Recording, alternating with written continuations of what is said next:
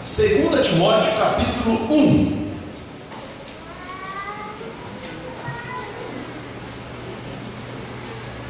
Segunda Timóteo capítulo 1, versículo 6 até o versículo 10. 2 Timóteo capítulo 1, do versículo 6 ao 10. Nós temos aí um alerta do apóstolo Paulo para Timóteo, que era o obreiro, e é uma epístola inclusive tida como pastoral, mas que serve para nós hoje, antes deste culto de ceia, onde é escrito assim: por este motivo te lembro que despertes o dom de Deus que existe em ti pela imposição das minhas mãos. Porque Deus não nos deu espírito de temor, mas de fortaleza e de amor e de moderação. Portanto, não te envergonhes do testemunho de nosso Senhor, nem de mim, que sou prisioneiro seu. Antes, participa das aflições do Evangelho, segundo o poder de Deus, que nos salvou e chamou com uma santa vocação, não segundo as nossas obras, mas segundo o seu propósito, o seu próprio propósito e graça, que nos foi dada em Cristo Jesus antes dos tempos dos séculos, que é manifesta agora pela aparição de nosso Salvador Jesus Cristo, o qual aboliu a morte e trouxe à luz a vida e a incorrupção pelo Evangelho. Amém. Vamos ler o versículo 9 e 10 juntos? Vamos lá. Que nos salvou e chamou com uma santa vocação, não segundo as nossas obras, mas segundo o seu próprio propósito e graça, que nos foi dada em Cristo Jesus antes dos tempos dos séculos,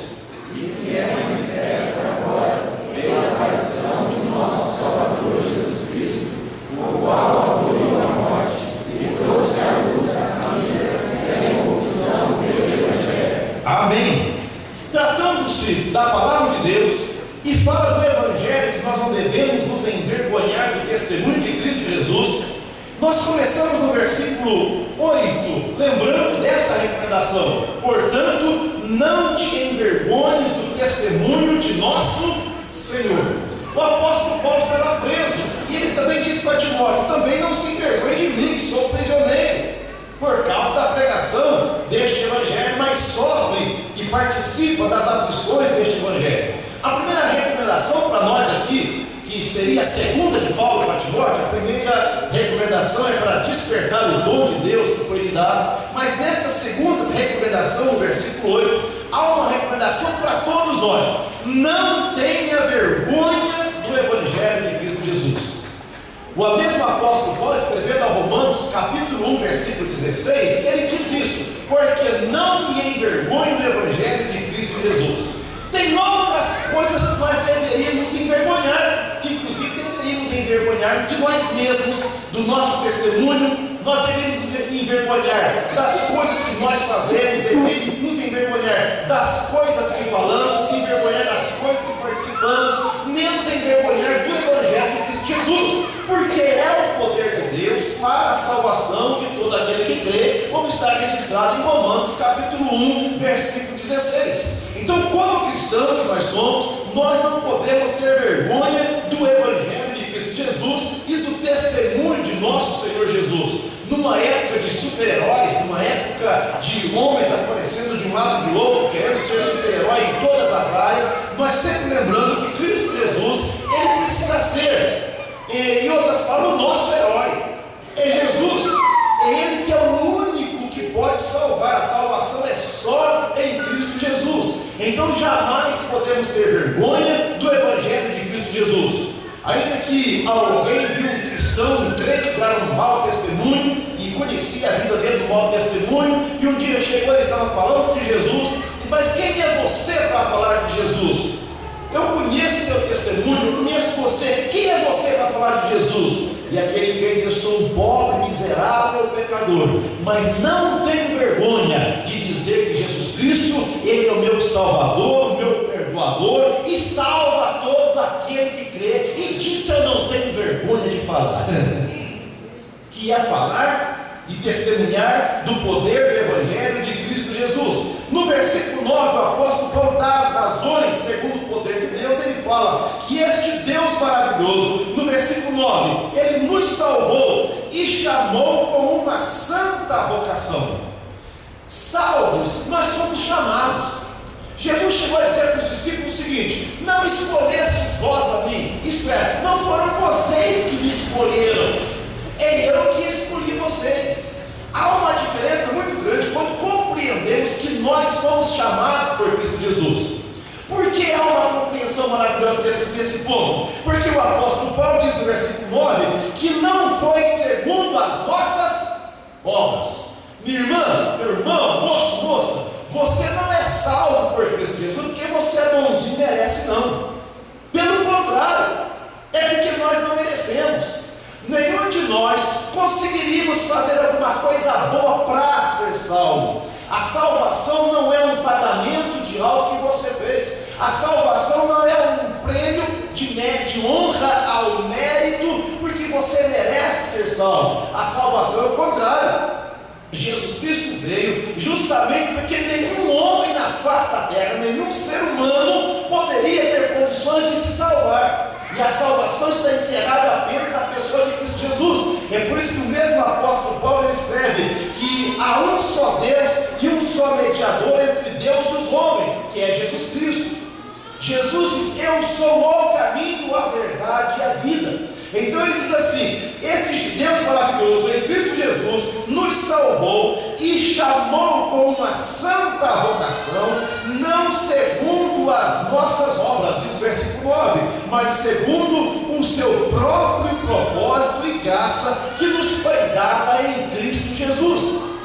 Ao participarmos da ceia hoje, aqueles que foram batizados nas águas, cumprindo a justiça, quando entregamos o Evangelho, e a Bíblia diz que quem crê que for batizado será salvo. Aqueles que são batizados e vão participar da ceia do Senhor nesta noite, com alegria e graça no coração, é justamente porque não há mérito nenhum. Quando a Bíblia diz: examine-se, pois, o homem a si mesmo, é porque o homem tem que compreender a sua pequenez, a sua miserabilidade diante de Deus. Ele não conseguir méritos, porque no dia que você disser: eu posso, hoje eu estou bem, esse mês ou esta semana, eu estou sem pecado nenhum, vou participar da ceia, esse é o dia que você não pode tomar a ceia do Senhor.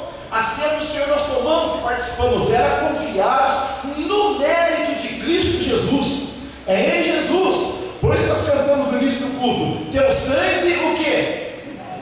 Teu sangue garante vitória. Eu fui comprado por um preço muito grande, este preço foi o seu sangue derramado lá na cruz. Graças a Deus que Deus não é um ser humano com sentimentos humanos. Ainda que tenhamos alguns estudos sobre antropatismo, mas Deus não sente como o homem sente. Nós gostamos de repugnar as pessoas que não nos agradam. Nós costumamos, inclusive, sair de certos cultos ou reuniões porque uma pessoa não nos agradou, ou uma pessoa está com a vestimenta que eu não me agradei, então eu saio do culto e vou embora. Já somos por natureza intolerantes. Nós gostamos que todos nos tolerem, mas nós não toleramos ninguém. Mas o fato é que Deus não é um Deus intolerante.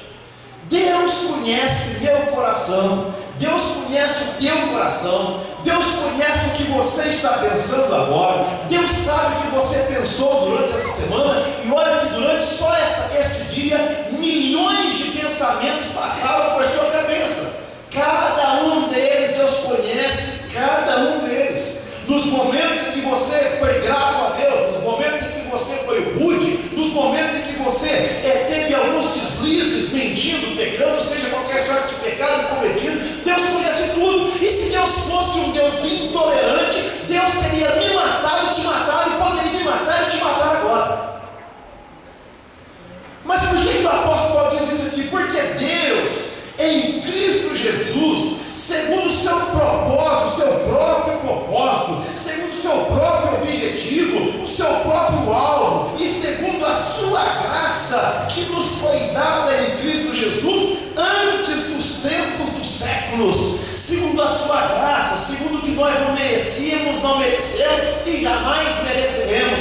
Você não merece estar aqui nesta noite para participar da ceia do Senhor. Coloque isso na tua bendita cabeça. Eu também, nenhum obreiro aqui merece estar aqui para participar da ceia nesta noite. Mas por que nós estamos aqui então, pastor Hilton? Porque nós estamos aqui confiados na graça e na misericórdia nos dada em Cristo Jesus por sua morte na cruz do Calvário. E neste nome de Jesus nós temos o perdão dos pecados, e confiado nesta graça nós podemos participar da ceia do Senhor, e vamos avançando, procurando viver em santificação, procurando caminhar a carreira cristã proposta por Deus a cada um de nós, e nós vamos avançando, vamos prosseguindo. Não sabemos quanto tempo permaneceremos nesta terra, mas o fato é que nós estamos confiados na graça de Deus. Eu gosto daquele livro que diz assim: pois por sua imensa graça lá estarei. Gosto de Efésios capítulo 2, versículo 8 e 9, que a salvação é de graça, não vem de obras, para que ninguém se glorie. Ninguém deve se gloriar. Ninguém pode dizer: eu mereço a salvação e fulano não merece. Eu mereço participar da ceia porque estou bem vestido, terno e gravata, o outro fulano não pode porque não está assim. Não, de maneira nenhuma.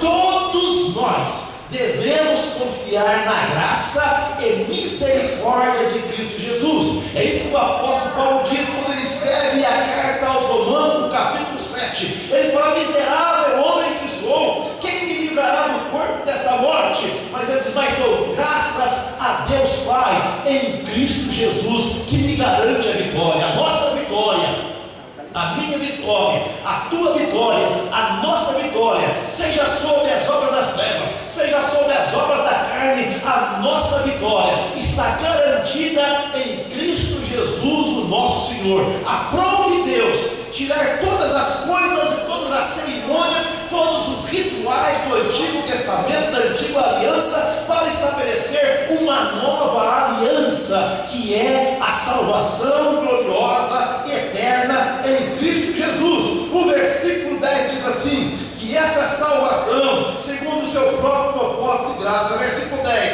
que é manifesta agora pela aparição de nosso Salvador Jesus Cristo. Esse Jesus que veio, esse Jesus que é Deus, que se encarnou, que viveu como homem e que morreu e ressuscitou na cruz do Calvário. Quando morreu, pensaram que tinha terminado, mas a promessa prosseguia, porque ao terceiro dia Jesus ressuscitou, e diz o apóstolo Paulo: ele aboliu a morte foi abolida, ele cancelou o poder da morte. A morte não pode segurar a Cristo Jesus na tumba, a morte não pode segurar a Cristo Jesus na região dos mortos. Esse Jesus ressuscitou para a glória de Deus Pai, para garantir a nossa ressurreição e a nossa vida eterna. Isto é, o apóstolo Paulo usa a palavra no versículo 10, ele aboliu a morte e trouxe a luz. Não é que trouxe a luz, ele trouxe a luz, isto é, ele trouxe, manifestou, ele trouxe as claras, é a vida que estava oculta, ele trouxe também a imortalidade ou a incorrupção. Final do versículo 10 diz o que? Pelo Evangelho. Lembra do versículo 8, nós não tinha vergonha do testemunho de Cristo Jesus? Por quê? Porque este Evangelho é que traz vida, traz incorrupção. Este Evangelho, a pregação das boas novas de Cristo Jesus. É por isso que o apóstolo Paulo, em Coríntios capítulo 15, ele dá um brado: onde está, ó morte, o teu aguilhão? Isto é, ó morte, onde está o teu ferrão? Onde está, ó inferno, a tua vitória? Tragada foi a morte da vitória. Isto é, Jesus ressuscitou dentre os mortos para nos garantir a vida eterna. Portanto, nós também, atendendo à recomendação do versículo 8, não podemos nos envergonhar do testemunho de nosso Senhor Jesus Cristo. Por quê? Versículo 9: porque nos salvou e chamou com uma santa vocação, não segundo as nossas obras, segundo os nossos méritos ou segundo as coisas boas que fazemos, mas segundo o seu próprio propósito e graça, que nos foi dada em Cristo Jesus antes dos tempos dos séculos, que é manifesta agora pela aparição de nosso Salvador Jesus Cristo, o qual aboliu a morte e trouxe à luz a vida e a incorrupção pelo Evangelho. Esse é o Evangelho. O culto de ser nesta noite, como qualquer outro culto, nós estamos confiados na graça de Cristo Jesus. Nada temos, nada podemos, mas estamos confiados na graça de Deus. Amém? Coloque-se de pé nesse instante. Se você levar, pode cantar. Vamos lá? Em mim mesmo nada tenho em que possa confiar, mas Jesus morreu na cruz para me salvar. Tão somente nele espero sim, e sempre esperarei, pois por sua imensa graça em mim mesmo, novamente, em mim mesmo nada tenho em que possa confiar, mas Jesus morreu na cruz para me salvar.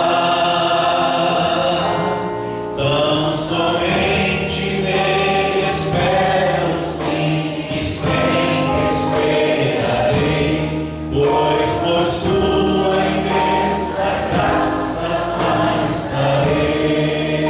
Vai para mim mesmo? Em mim mesmo nada tenho em que possa confiar, mas Jesus morreu na cruz para me salvar. Tão somente nele espero sim, e sempre esperarei, pois por sua imensa graça lá estarei. Nós vamos cantar mais uma vez, e você faça disso a tua oração. Que número que é o hino, Marcos? Alguém se lembra? 546, a última estrofe, Jonas. 546. Você vai cantar também, confiado na graça de Deus. Em mim mesmo nada tenho em que possa confiar. Se você tem alguma coisa que possa confiar em você mesmo aí, saiba que estamos aqui por graça e misericórdia de Deus. 546, a última estrofe. Aleluia. E faça disso a sua oração nesse instante. Oi? Não é 546 não? 48, pronto, é 48, correto. Sorry, pastor, estou me atrasado aí. 48, a última estrofe, aí está. Vamos cantar como uma oração lá do nosso interior. Eu não tenho nada, eu não posso nada. Todas as vezes que alguém diz eu não posso nada, eu estou fraco, não tenho condições, é aí que Deus entra com a palavra gloriosa do apóstolo Paulo: o meu poder se aperfeiçoa, o meu poder se aperfeiçoa. Todas as vezes que você se sente poderoso ou poderosa, saiba que não cabe o poder de Deus aí. O homem precisa esvaziar-se de si mesmo e deixar Deus encher. Amém? Vamos lá? Em mim mesmo nada tenho em que possa confiar, mas Jesus morreu na cruz para me salvar. Tão somente nele espero sim, e sempre esperarei, pois por sua imensa graça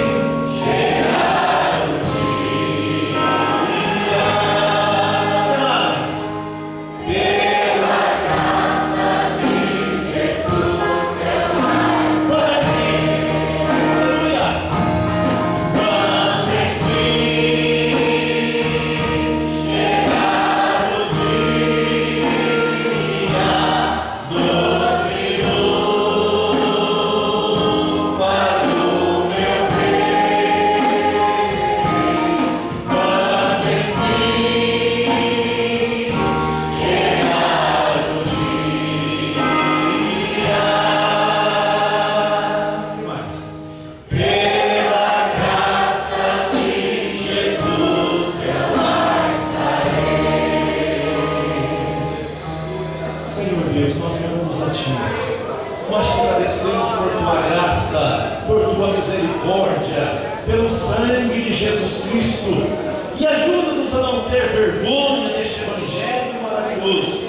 E somos, ó Deus, gratos a Ti por Tua graça e misericórdia na pessoa gloriosa de Cristo Jesus, que antes dos séculos, antes da fundação do mundo, tem nos chamado para uma santa vocação, que é, Senhor, a salvação gloriosa em Cristo Jesus. Ele que aboliu a morte, trazendo vida, trazendo a imortalidade. Isto agora, Senhor, também levamos avante pela pregação do Evangelho. E agora, quando, Senhor, estaremos participando da ceia do Senhor, quando estaremos participando desta bênção nesta noite, por Tua imensa graça e misericórdia, queremos continuar diante de Ti, até que Tu venha buscar a Tua igreja. Nós Te glorificamos, Pai Santo.